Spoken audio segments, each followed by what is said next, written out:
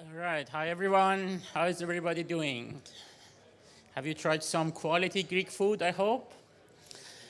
So today I'm going to be a little bit of talk, and then Tony is going to be doing most of the talking.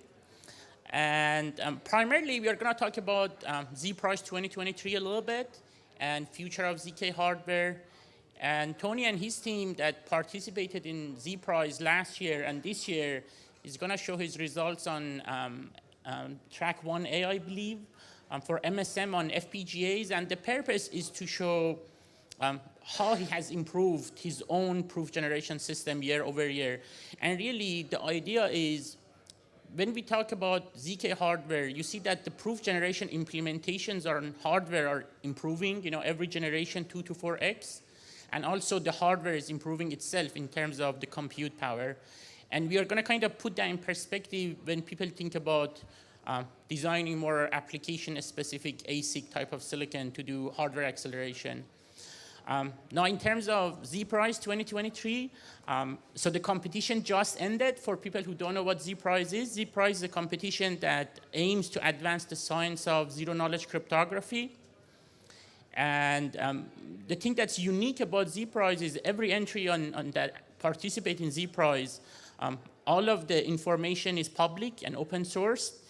And what we have observed is in the past few years, that have been a great source for people who want to get into hardware acceleration to really use that body of knowledge as a starting point. And a lot of great work has come from the teams that have started, the 2023 competition. They use some of the work done in the prior year and really start building up on that knowledge foundation. So in terms of hardware acceleration, future of ZK hardware, typically you have your standard products, FPGA, GPUs, and then you have your application-specific ASICs. And yesterday, especially, I saw quite a lot of enthusiasm for ASIC, which I love. But also, I would caution people where they want to start spending a lot of investment dollars and go through the ASIC route to make sure that the dollars is spent wisely and see where the standard hardware is at. And especially for companies that have a smaller team, if you are designing something that you have some IP, you think you can really accelerate proof generation, and you can design something at the gate level, you can really implement that same logic on an FPGA, because the FPGA versus ASIC are, in some sense, are very similar, because you are designing an IP at the gate level. The difference between FPGA and ASICs are, on FPGA, it's programmable. So you can, if you make a mistake, you can fix it. With ASICs, you won't be able to fix it easily. It's going to cost you millions of dollars. Obviously, the drawback of FPGA is almost you're going to spend 10 times the amount of silicon space to implement the same logic. So your unit cost is going to be significantly higher, but also you can use a standard product. So you don't need to master the science of taking silicon to production, which is not really a trivial task. And as I said, I see some startups, fairly a small team, very enthusiastic about taking silicon to production. But even for AMD, it's definitely, it's a massively complex task to take something to production that can, really withstand the test of time, has the right yield, has the right quality, and really, I want to make sure everybody who kind of ventures into that world of ASICs are kind of careful there. So when it comes to standard products, there is a lot of questions in terms of should we use FPGAs or should we use GPUs? And the way to think about this is we are trying to kind of move people away from that comparison to some extent. We are trying to say, think more of compute resources as a more heterogeneous compute platform. Hopefully, at some point in the future, we would be able to provide platforms where you have access to a heterogeneous platform where you have a combination of FPGAs and GPUs, and then you can decide how you are going to really use those resources to create the most efficient proof generation system. And especially when you think about really accelerating proof generation system on hardware, what what really is going to come back and bite you is the Admel's law. If you have certain primitives and then you have certain specialized hardware that can really accelerate those primitives, still you're going to have some bottleneck somewhere else in the proof generating system. So say even if the MSM entity is 90% of your proof generation compute resources that you need, so that means that no matter how much you accelerate those MSM entity primitives, still you're going to accelerate your overall proof generation system by 10x, right? So you have to really think about whole proof generation acceleration in and out. How can you really address all of the bottlenecks, not just the MSMs and entities? So really, I encourage people when they start thinking about their next generation hardware accelerator, think about the overall architecture of accelerating the proof system. And also, in terms of the choice of hardware, really you can start thinking about how you can combine the power of FPGA and GPUs together so that you can really have the most efficient hardware acceleration system. So a couple of quick things in terms of the ZPrize, and then I'm going to let Tony do most of the talking. So as I said, the ZPrize 2023 has ended.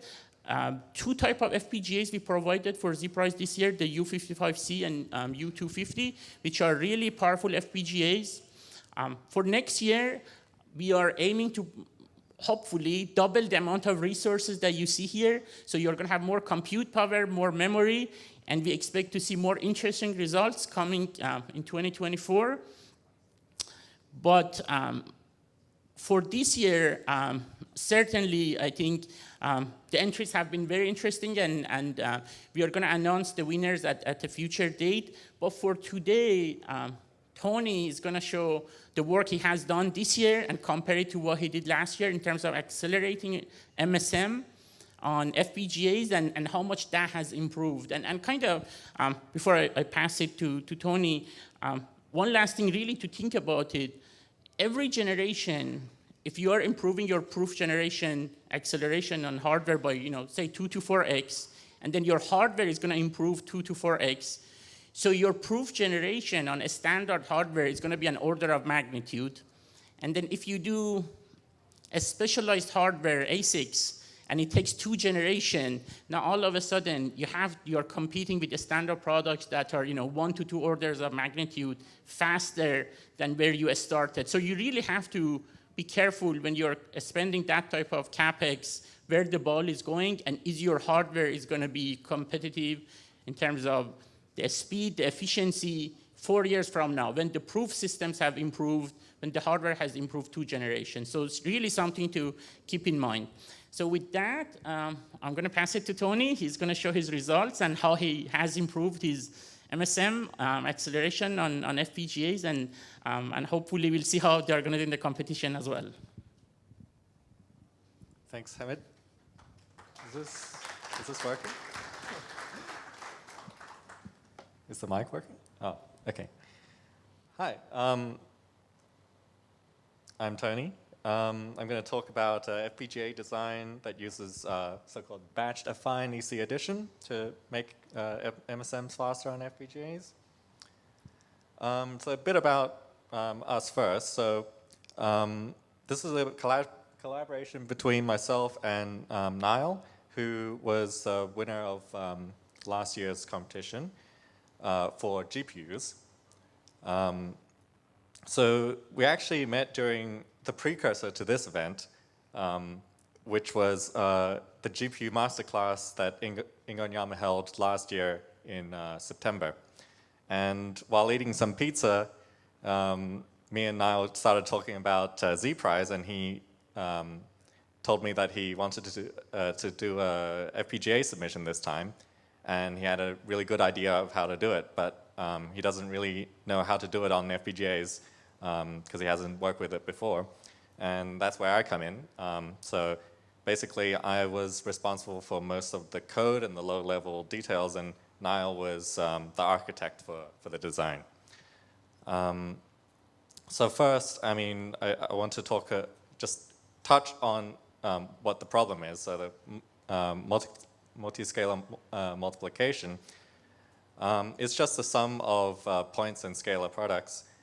The fastest way to compute MSMs is using the bucket method, as we all know. And basically, this is converting this sum into like a triple sum, where we slice the scalar bits into slices called windows, and then each window is going to have a number of buckets depending on the slice, the number of bits you slice. And for each window, we accumulate points into the buckets. And then once we've done all the accumulation, then for each window, we want to sum up all the buckets, and then we sum up all the windows, basically, with a shift. So in order to do this, the basic operation to do the accumulations is these EC additions. For that, you have the coordinates x, y, and basically this is on the right-hand side is the canonical formula, which is called affine. So basically, you compute this lambda, which contains this division, which you can do by inverting the denominator and multiplying it back. Then you do some more operations to get the result. So the tricky part about this formula is the inversion, which is very, very expensive, modular inversion. So most implementations kind of choose to go with a different approach, which is to use extended coordinates. And by doing that, you're avoiding this division, but you're trading that for a lot more multiplications. So for us, we actually chose to do this affine coordinate addition instead. And we do this by using a trick where we batch together many, many, many EC operations together, and then so we can take this denominator out, multiply them all together, do the inversion, one inversion for a whole batch, and then we kind of unravel that to get each individual inverse back. So we multiply all of them together, and then we sort of unmultiply them back. So this allows us to get around the expensive inversion. So just a little bit about the ZPrize. In fact, actually, it should say ZPrize 2023. It's 2024 now, though. So for the particular track we entered, we need to compute a batch of 4 MSMs as fast as possible, each MSM of the size 2 to the 24. And we need to support both BLS 12381 and BLS 12377. So that's actually an important note, because last year was only you're only required to implement 377, and there's a specific trick for 377 which you can make it a lot less compute intensive. But that trick can't be used for 381. And with our batch affine method, we can actually do these both curves using the same method with the same performance. And the card we're using is the U250, which Hamid showed. So a bit about the high-level architecture. So we implemented 3 fully pipelined EC adders.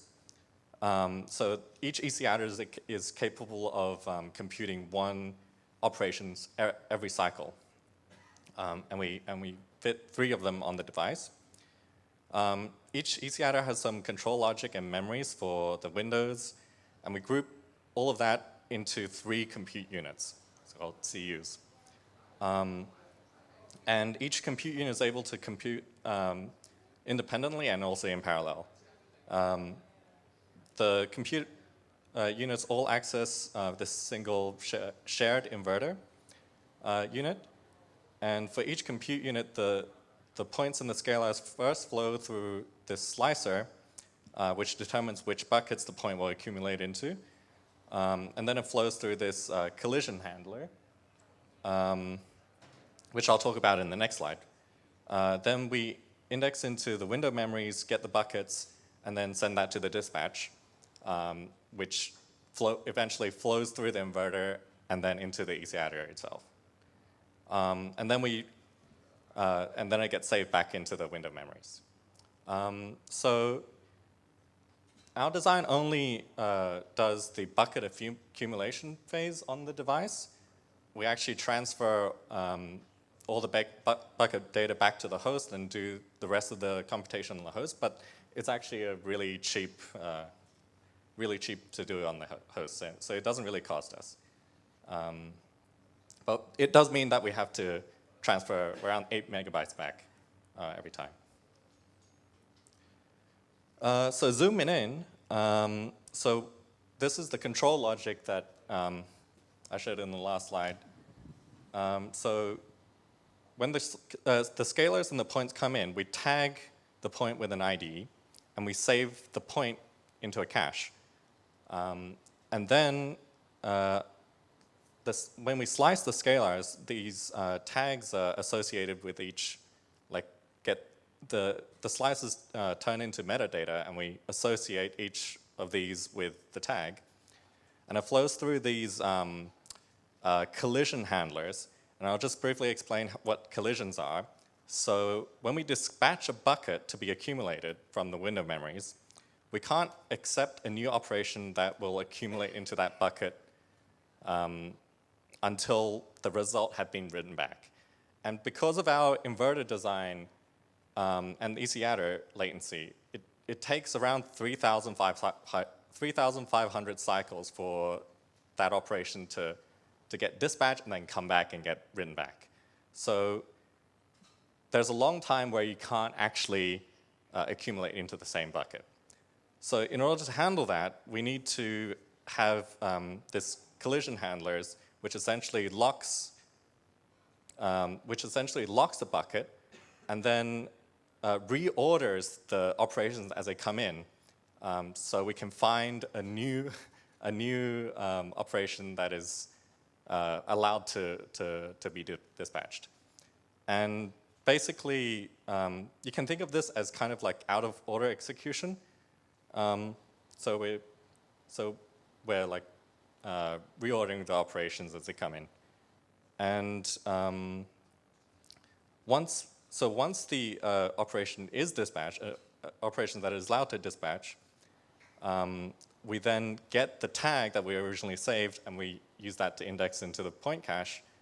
So that way we don't need to, so during the reordering process, it might take a very long time before an operation is allowed to proceed. So by doing this point caching system, we don't actually, we save a lot of memory. And when we get 7 accesses to the cache, the point is invalidated and the tag is freed. So with this collision handling system, we can actually fill all our pipelines basically 100% of the time. There's essentially no bubbles. Very, very rare. So zooming into the inverted design, it's actually basically we're taking 336 values from each. It says processor here because I used to call the compute units processors. So it's taking 336 values from each compute unit, and then essentially compressing those values by multiplying them together. So essentially, we're compressing 1,008 values into 126 values, and then we compress yet again with a different method of compression with this tree multiplication, and we compress that again into 4 values. And then we actually only do the inversion for 4 values. So out of every 1,008, we actually only invert 4. And then we do the same thing in reverse, and we kind of unravel everything, and we get back 1,008 inverses.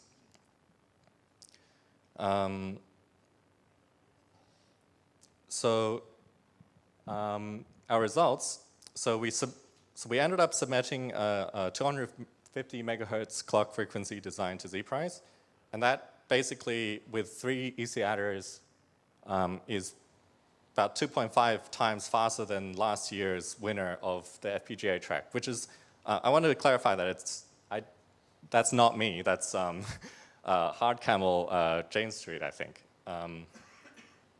So on this side, you have last year's winner, and our latency is like 2.5x better.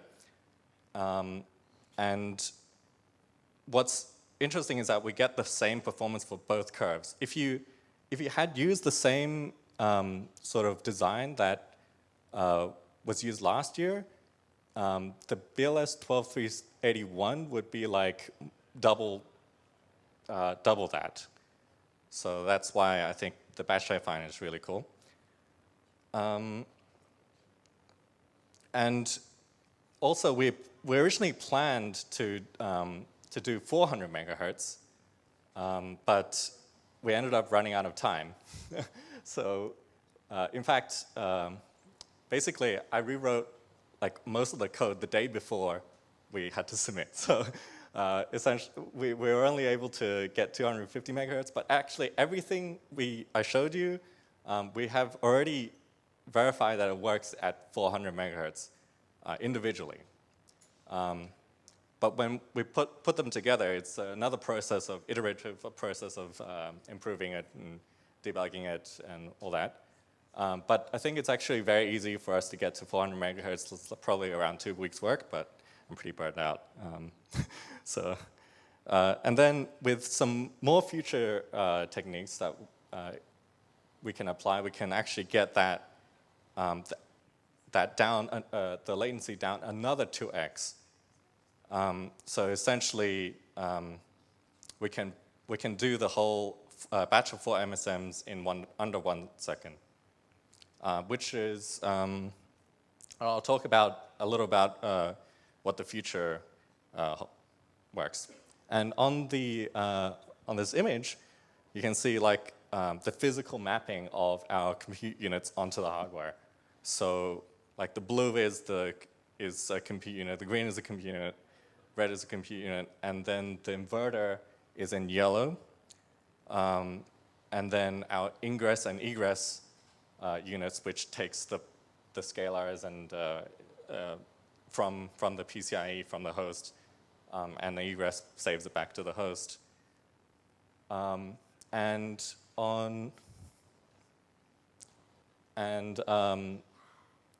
The orange part is actually called the shell, which is like the infrastructure for PCIe and external to read external memory. So that part we actually can't use for our design. So yeah, it looks pretty full, right? Like like we're taking up most of the device, but I missed the slide, but it looks very full, but actually we're only using around 50% of the resources here. So actually, I'm very confident that we can push the frequency very high on this design. One issue with a lot of previous designs is that there's this congestion issue. So when you pack a device very full, you have to route all these wires everywhere, and that causes the frequency to be not as good. So because we're using so little resources, I'm pretty confident that we can hit our frequency targets. And in terms of memory, we're actually only using 30% of the memory on the device. And the only thing that's bottlenecking us is the DSPs, which is like the base unit multipliers on the device. And we're using around 73% of that, so there's not enough room to put another compute unit. But it does mean that we can increase the frequency a lot by pipelining it. So future improvements, so one thing is obviously improve the frequency to what we originally planned. Number 2 is use bigger windows. So we implemented 21 windows of 13 bits, and that's what we submitted, but there's other options. So we can easily move to 19 windows of 14 bits, and that's going to give us a 10% improvement. Then or we could implement using HBM, high bandwidth memory, something like the U55C that Hamid said. And that's going to give us potentially almost 2x improvement because of the much bigger window. So actually, that allows, that's basically what most GPU implementations are doing. They're putting the buckets on global memory, and that essentially lowers the amount of EC additions you have to do. And finally, use newer hardware. So I know AMD has newer 7 nanometer Versal hardware coming soon. So it'll be very interesting to see what we can do with that. So I'm hearing 2x the resources, so hopefully at least 2x the performance, right? So that's the end of my talk. And I guess we have more time. So I just want to also say that this entire design was written in C. So not traditionally how you would design FPGA sort of firmware is you would write them in this language called Verilog, which is very prevalent in the ASIC industry. But it's very hard to write and very hard to debug. So if I were to write this design, it's actually very complicated. We have quite a lot of things happening here, and we would have missed the deadline by at least 3 months. So by writing everything in C, and AMD has this great compiler called the HLS compiler, which turns the C into Verilog intelligently. And I think it's a great tool, and basically I was able to rewrite almost everything in this picture except for the EC adder on the day before the submission,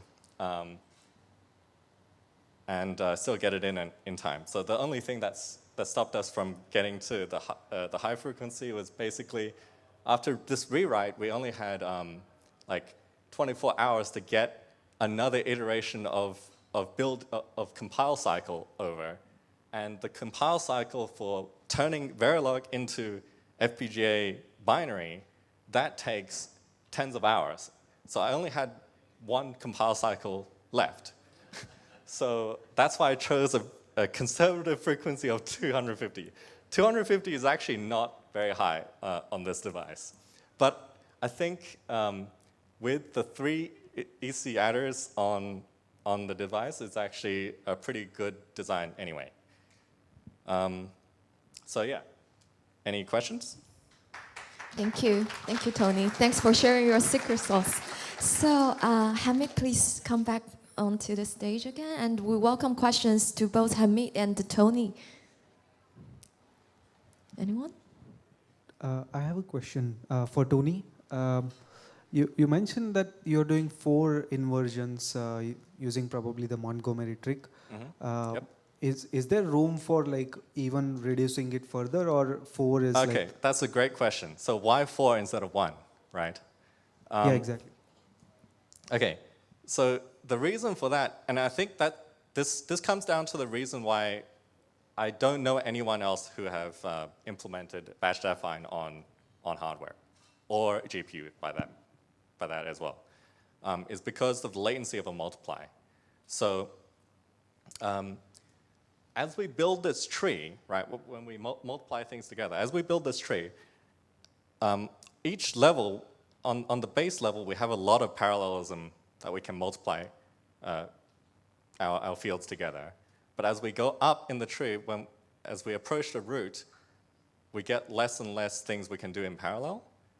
So then the latency of the multiplier becomes very important, because at the top, when you dispatch 2 numbers to be multiplied, you have to wait, like, in our case, actually, we designed a very, very low latency multiplier specifically for this use, which computes the 384-bit modular multiply in 22 cycles.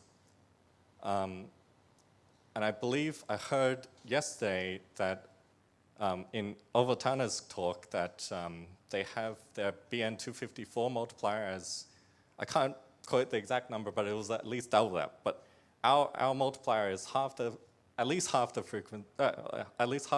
latency of that, but also at 384. So which is actually really hard task that we really optimize for a low latency multiplier. Sorry, I have a quick follow-up.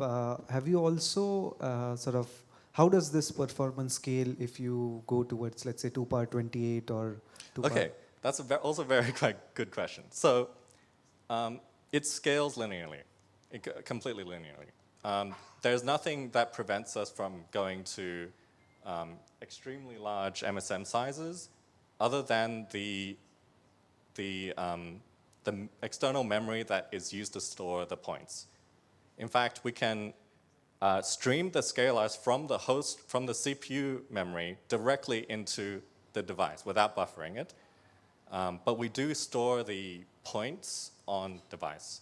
So currently on the U250, we use like 16 gig. I mean, we can use 16 gigabytes worth of point data. And also another thing is that is because when we're using affine coordinates, actually we save a lot of memory, because if you go extended coordinates, now you have to have at least 3 fields. On affine, you only have 2, so we save a third of the memory as well. Yeah, very cool. Thanks. Question here.